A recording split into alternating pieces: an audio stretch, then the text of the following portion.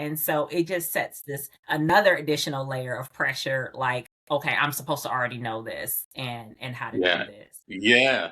And unrealistic expectation, Hmm. because if you have enough unrealistic expectations growing up, why would your expectations be realistic as an adult? Exactly. And so how does that cycle sort of play out? What can you talk about what that looks like for the person who is an adult, right? They've had this expectation of being the good child, the responsible hmm one. How do you help them recognize the unmet emotional needs that they have? Well, they usually come to me. Here's the thing, they usually have a string of success. They're doing really, Mhm. really well, right? Because that's what they know how to do. They know how to work and they know how to produce.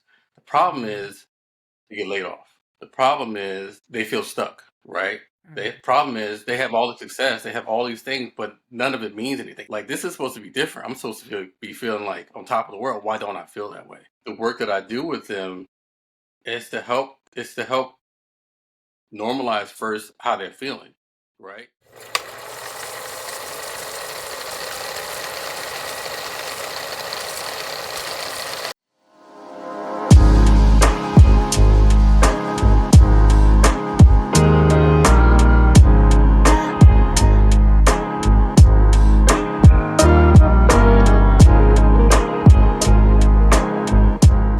Hey everyone, welcome back to the Lived Experience podcast. Today I'm excited. I'm joined by DeMonta Whiting, who is a licensed marriage family therapist and a psychotherapist and leadership coach who specializes in helping high achieving individuals break the hidden patterns that keep them successful on paper but unfulfilled in real life. For the past 5 years, DeMonta has worked at the intersection of mental health and performance psychology, guiding executives, attorneys, investors, athletes, creatives to unlearn the survival skills that have helped them succeed, but now are holding them back from trust, intimacy, and peace. He's known for his simple but direct and highly effective approach, and he's built a reputation for reaching even the hardest to reach clients. And his work is rooted in personal understanding of what it's like to be the responsible one. And we're going to dig into that today. So, thank you so much, DeMonta, for being here. I'm excited to have you on and really tap into an issue that's not probably talked about enough and really kind of swept under the rug. And so, thank you so much for being here today. Thank you. I appreciate it. Yeah, and I usually love to just dive right in and ask people to talk a little bit about their journey. And so, being also a clinician myself, of course, I know that there's always that connection of wanting to help people, right? But can you Yeah. talk us through a little bit how you walked through making the decision that you wanted to be a therapist, that you wanted to help people? Yeah, it's interesting. It's kind of a long story, so I'm gonna try to shorten it as possible. I had a feeling a long time ago, probably in middle school, that this is the path I was going to go down. I knew that I wanted to be a psychologist, but I thought that a psychologist meant like psychologist. That's what I wanted to do. Really, what I Mm-hmm. wanted to do was therapy, and I only found that out years after, like getting into the field.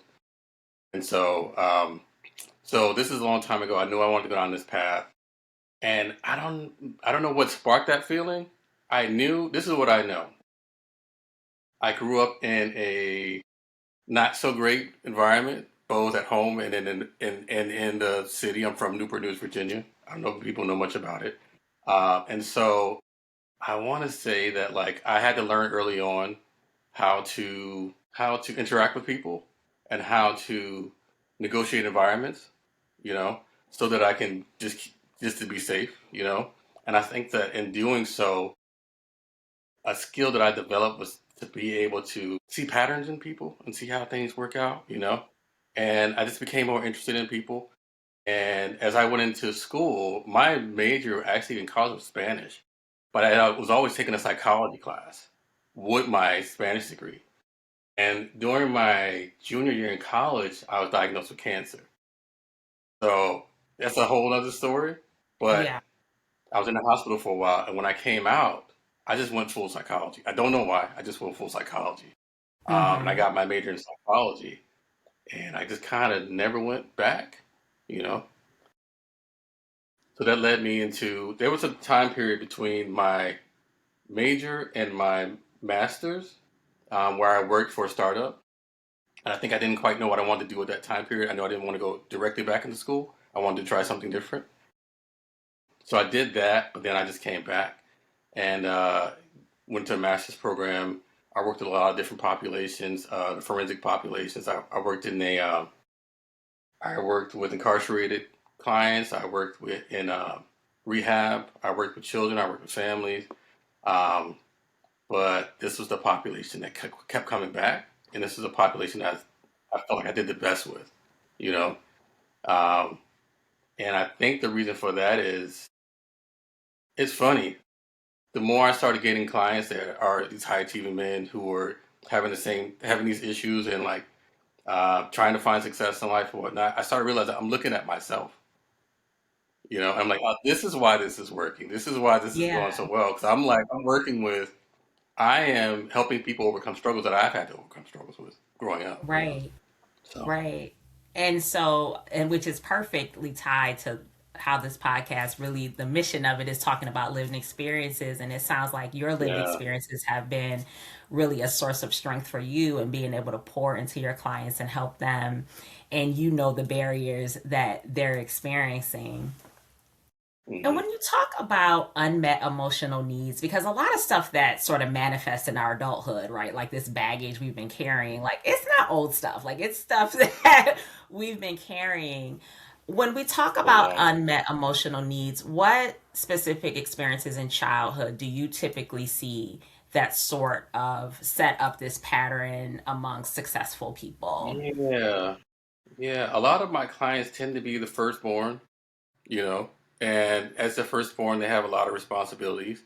And it's Mm-hmm. interesting because although they get attention, that attention comes from what they do and only from what they do. So once you get a certain age and you become responsible for your siblings, that's your job now. So you're like parent number three, right? And Mm-hmm. so you have all these responsibilities, but you don't really get to pursue those responsibilities because you're only rewarded when they don't mess up. You're only rewarded if nothing happens to them. You're not rewarded just for Mm-hmm. being yourself, And so oftentimes where they find solace is in academics or in they're the good kid, Mm-hmm. essentially. They do things right. The other ones can play around, they can do what they do, but this one has to be on top of their stuff. Because if Right. to fail, it's not a you're not allowed to make mistakes. And so they learn early on, I only get what I want when I give you what you want. And I have to do Mm. that perfectly every single time. And so um yeah, I think I answered your question. I think I might have missed something. Yeah, no, So let's just yeah, for sure. And what I'm hearing you say is that a lot of their identity is attached to other people's livelihood, their success, how well they're doing. And so they attach their identity to, those that they feel like they're responsible for. um that and they learn that yeah, their value comes from what they're able to do, Mhm. essentially. And that leads to my next question perfectly about disappointments because with that, because you can't be like in control of what everyone is doing, right? Even though like you assume that role in that title. Can you speak a little bit about disappointments and the high expectations that really come from that and how that influences sort of this drive for achievement? Yeah, I'm thinking about a specific that word disappointment sticks out to me. Mhm. Some of the clients that I have been, for example, sexually assaulted by family members, right? You don't see that, you don't think about this when you think about high achievers, but it happens. Mhm. Let's say for example, your uncle molests you, right? You do what you're supposed to do. You go tell your parent, but right? So you go tell your parent, and that parent then goes, "No, that didn't happen," or Mm. that parent then goes, or they don't address it because something may have happened to them. You know what I mean, growing up or Right. whatnot. So whatever the case may be, they don't address it, and so now you learn I can't depend on them to Mhm. be there for me the way they're supposed to be. I have to depend on myself, and so that's one level of disappointment. Um, let's say if you're the oldest again and you're trying to get attention for the work that you do, for the efforts that you've made. Mhm. And the parents don't give you the same amount of attention that they're giving to the younger ones out there. So you're learning, I Right. can't depend on you to be there for me. All these instances, I can't depend on you to be there for me. So they learn I have to be there for myself. If I want anything, Mhm. I have to do it myself. And so that doesn't go away when you become older. I think a lot of people think that as you get older, you should get over that. You know what I mean? You should grow up. But Mm-hmm. if this is the only education that you have, how do you just erase that at 21? How did Right. that just disappear? And now all of a sudden you're a different person that's more mature, that understands the world better. No, you just take the information that you have and you expand it. You fit everything within that scope, and that's what it is. Yeah, and when you think about like as a person gets older and you said it perfectly, they reach 21, it's like there's this automatic assumption like, oh, they know now. Like they should know how to interact in relationships. They should know how to communicate. And so it just sets this another additional layer of pressure like, okay, I'm supposed to already know this and how to do Yeah. this. Yeah. And unrealistic expectation, Mhm. because if And you have enough unrealistic expectations growing up, why would your expectations be realistic as an adult? exactly. And so how does that cycle sort of play out? What can you talk about what that looks like for the person who is an adult, right? They've had this expectation of being the good child, the responsible Hmm. one. How do you Hmm. help them recognize the unmet emotional needs that they have? Well, they usually come to me. Here's the thing: they usually have a string of success. They're doing really, Mhm. really well, right? Because that's what they know how to do. They know how to work and they know how to produce. The problem Mhm. is they get laid off. The problem is um, they feel stuck, right? The Mhm. problem is they have all the success, they have all these things, but none of it means anything, and they're suicidal. They're depressed, right? And they don't get why I'm not supposed to feel this way. Like this is supposed to be different. I'm supposed to be feeling like on top of the world. Why don't I feel that way? Um, and so, if I'm understanding your question correctly, Mhm. um, the work that I do with them is to help normalize first how they're feeling, right? And to help them understand that they are exactly where they would be given their experience, Mhm. right? I can't teach you. It's like this. This is one of the things that I use. If I teach you English from time you're born, and I teach you how to read English, how to write English, how to spell English, how to sing in English, and you speak and write and sing in English, is there something wrong with you? You're right. Yeah. Right. Right. Now, if I then say, okay, now do all this in French, and you can't do that, is there something wrong with you? No. You haven't learned that skill. You haven't learned that. So if you're acting within your education, if you're acting what you've learned, you're just doing, I can't teach you this for 18, 19, 20 years and you don't learn it. Even Mhm. if you don't want to learn it, you're going to learn something. And this is the only education that you're getting. And that Right. education is often reinforced when you go out into the world, And you I can know? imagine, individuals, they also surround themselves with others who are sort of fitting the same profile, right? So it's like everyone is moving in the same direction, and maybe some have it figured out a little bit better than others. And so now you get into this sort of comparison, track Hmm. that's happening. Yeah. Can you talk about what are some of the signs? Because, there are so many people who are living maybe what we consider quote by quote a successful high achieving life. On the outside looks like they have it all. What are some of the red flags that people sort of present with many times when they're have this mask that they have on? Yeah. You're burnt out, but you can't stop. You got to keep Mm-hmm. going because if you don't take breaks, like you have all this vacation time that you've never used up, Mm-hmm. right? You're smiling. Do you know this Oh face? yeah, I've experienced that before where it's like, and then when you go on vacation, you're still working, and you You're come still working, back, and there you go. You're you're still stressed working. out even more because you're like, what did I miss? What did I miss? So yep, I resonate with that. Go ahead.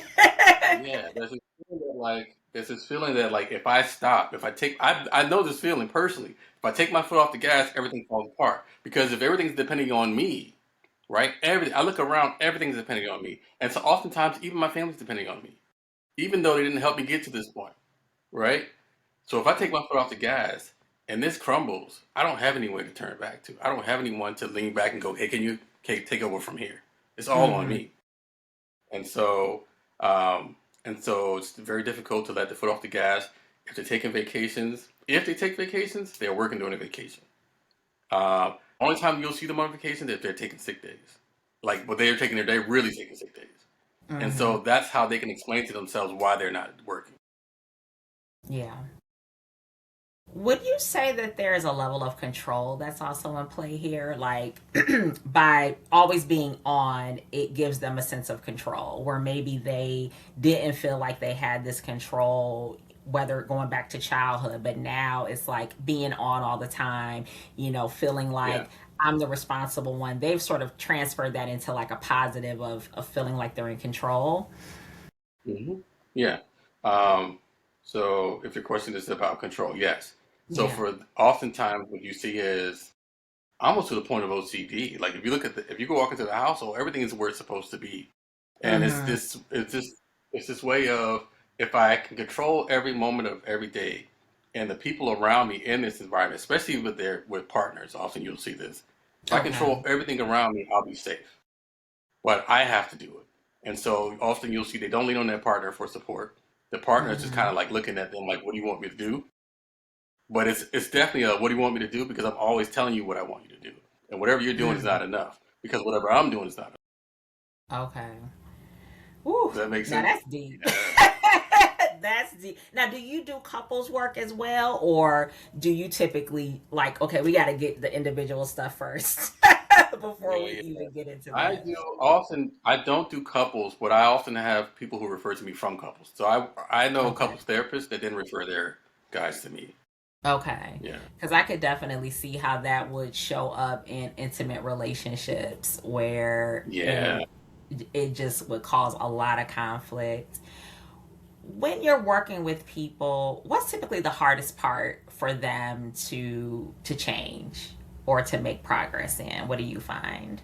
I want to say, so we're dealing right now with people who are very logical, right?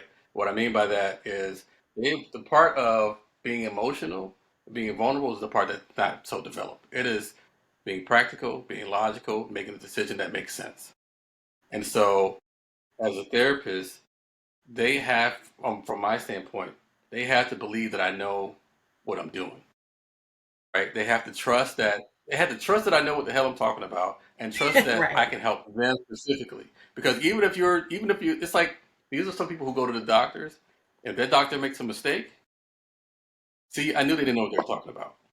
Yeah. Nobody knows what they're talking about. I got to do this myself, Mm-hmm. right? So even though, so they're going to the doctor because they need help. So when they come to me, they also need help. But it's also, how do you know that what you know is what I need? Mm-hmm. How do you know that you can help me with my problem? Yeah, you helped other people, but how do you know you can help me? So a lot of it is developing trust, um, expertise. You got to know what the hell you're talking about. A lot of my clients Yeah. are. I work with. Yeah, I work with like. I'm working with lawyers. I'm working with astrophysicists. I'm working with people who are like top of their field, and Right. so it's like they got to be able to break it down. You got to be able to break Mm-hmm. this down. It's got to make sense. And if I Right. slip in any place or form where like there's no slippage here, it's a Right. wrap That's because I it. already have in my mind that nobody can help me, Mm-hmm. right? And And they're so if you're going to looking be the to one to deal with, discount what you say. Like they're looking for holes to pick at and yeah, they're say. looking for holes. Exactly, they're looking for holes. And that's got to be, let's switch gears a little bit. That how is that experience for you? Because and I know you've worked with different populations and maybe working with different populations that have been more, willing, they're coming to you like they haven't even identified like the self-awareness piece, so they're really leaning on you for support, to flip to people who are like, okay, now what can you do for me? Like how can you fix me? What is that experience like for you as a clinician? I love it. I mean, here's the thing. I don't know how to. I don't know if it's on a. I don't know if it's my trauma response of what I'm used to the chaos. So Right. you're right in my realm. If you're going to come, I've come. I'm battle tested. You know, Yeah. I don't know if it's that or if it's like if there's a spiritual thing because I say that because like I'm built for this. I've Mm-hmm. done a lot of different things in my life. I'm built for this thing. Yeah. And so when you're built for that and you walk into that space, it's not like a, oh, what do I do here? I already I'm and on top of that, I've experienced this myself. So again, you're not coming at me with something I haven't seen before in some way, shape, or Right. form. And I told you before, I've had cancer, so I've already been at death's door, Yeah. right? So I've already been there, and I overcame that, and I overcame a lot Mm-hmm. of different crazy obstacles. Um, what you're bringing to me, you got to come better than that. Yeah. You got to come And better than that. it almost reminds me like when I started out, I was working with children, right? And some of the Yeah, children, they could be really, really challenging because they're like, you know what? If I piss you off enough, you're just going to walk away like everybody else. yeah, yeah, yeah, And yeah. I learned, like, as I then transitioned to working with adults, like that doesn't really change. Like when you working with adults too, they're manifesting a little bit differently, but they're looking at you like, you know what, you're just like the other therapists or just like everyone else in my That's life, true. and you're not True. going to get me. So why should Yeah, I connect with you? But then when you stick yeah, around despite, yeah. the barrier maybe they put up initially, as you mentioned, it just builds that trust. And I love that you're so passionate about it and that you're so in your own resiliency is like, hey, this, I live the same life. Like, let's get it on. Like, we can talk about this, It, you know. Um, if I tell you I've had yeah. battles, but I'm okay with it. So Mm-hmm. when someone else might run away, I'm not going anywhere. You're gonna drop before I do. Right. Like you're in it for the Um, long. so I think when they see that, it helps them like, okay, he's in it because a lot of people, a lot of these people that I work with, the love that they know is always tough. They don't know Mm-hmm. if you could like they don't know compassion, right? They don't know like if you give them something, they're thinking what's behind this? What are you trying to get out of this? You know what I mean? Yeah. Um, Yeah, but I would say this though, that's a little bit on the heavy end, but I really Mm-hmm. do spend a lot of time building trust at the beginning because for this to work, you have to, again, believe that I know what I'm talking about and believe that I care enough about you and what you're trying to do, and that I have the skills to do that, right? And so without that up front, without the trust up front, none of this works. You know, it's like if you never met me before and I go, okay, you never swam before, jump in this pool, you'll be fine. You're gonna be like, Right. what are you talking about? Right? I Mm-hmm. can go, all right, let me jump in the pool, I'll show you. You'll be like, yeah, you can do that. You Right. can do that. What makes you think I can do that? So then I will go through all the stuff that I need to understand them better, why they think that they can't do this, why they think that this is the most difficult thing in the world from their perspective, right? And then I don't then dismiss their perspective. I join them where they are. Mm-hmm. You know what I mean? We go down in the pits together. So then when we come out together. So you're not coming out with this person that's this expert telling you what to do. You're coming out with a partner to help you overcome this thing. Right. And I think And that means a lot.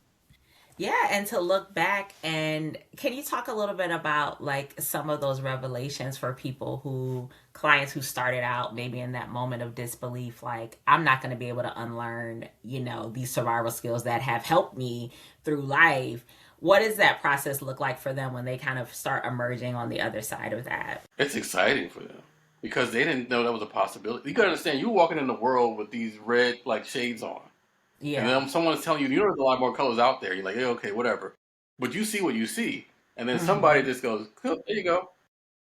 Look, Yeah. even if it's for a second, it blows your mind. It blows your mind. And so the hardest part is to try it. The hardest part is to try something different because Hmm. you've been spending so long building this wall, this shell that no one can penetrate. To try this means you have to create an opening that's going to then put you in that position that you never wanted to be in again. That you told yourself you would never be in. And this person is going, no, no, no, I got you. I'm right behind you. Go ahead, try it. Hmm. Right. So that trust has to be so strong back there that you go like, all right, I'm just going to dip my toe in it. But the moment Yeah. they dip their toe in it, it's like the cool thing about it is it feeds on itself. The moment you start Hmm. getting some traction, you've always wanted this feeling. You like this feeling. And so when you get some traction, it's like, why would I stop doing it?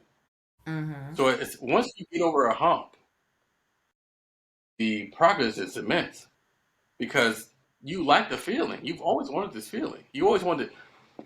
I'm telling you, when I see somebody who's on Monday that was like, I rested this weekend, and Mm-hmm. I'm like, you look different. What's going on?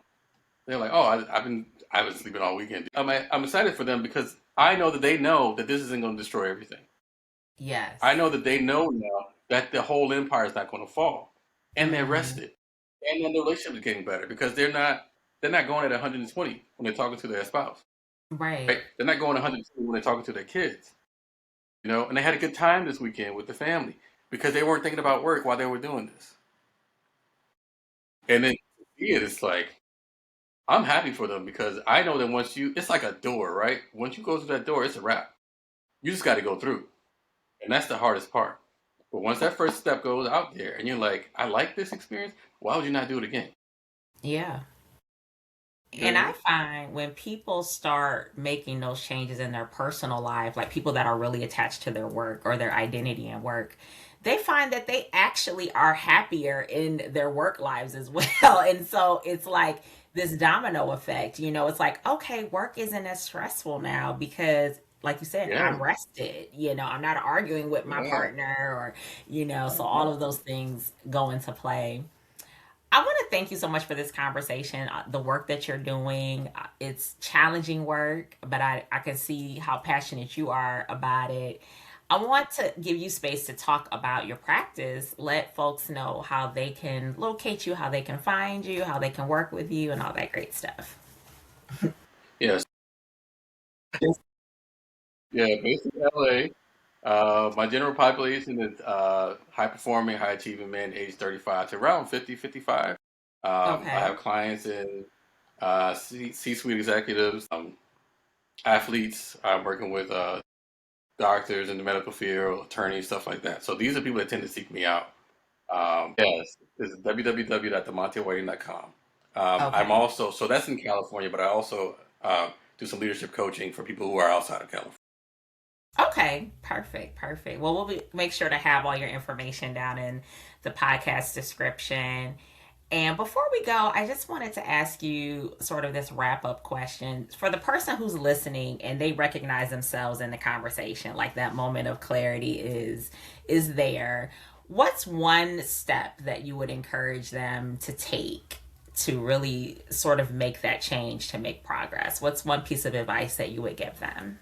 I am a big advocate of therapy, man, to be honest. And so, like, it's one of the hardest steps to take because even it's one of the hardest steps to take. But I think that if you take it, it's going to put you on a pathway to getting where you want to get to. You may not find the right one that you want, um, but we're all trained, and if you keep looking, you'll find someone. If it's not a therapist, it's some type of coach. But I would go with therapy, definitely therapy as well, just because they really focus on getting to the root of some of this stuff. So uh, I would say to them that there's nothing wrong with you, right? I would say to them that you are where you would be given your circumstances, and you don't have to be there forever. There is another path. There is another way.